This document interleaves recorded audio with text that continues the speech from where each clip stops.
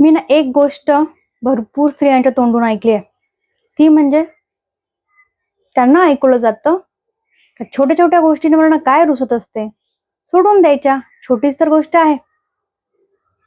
बोलणं खूप सोपं आहे, पण ह्या गोष्टी ना तुम्हाला नाही कळणार, त्याचं दुःख तुम्हाला नाही कळणार. कारण ह्या गोष्टी तुमच्यासोबत नाही घडत आहे, त्यातलं दुःख तुम्हाला कळणार नाही.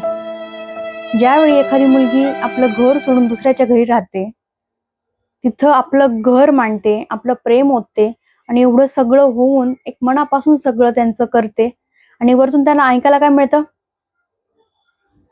टोमणे. त्यामुळे ना तुम्ही हे नका सांगू, छोट्या छोट्या गोष्टी काय असतात ते लागतात.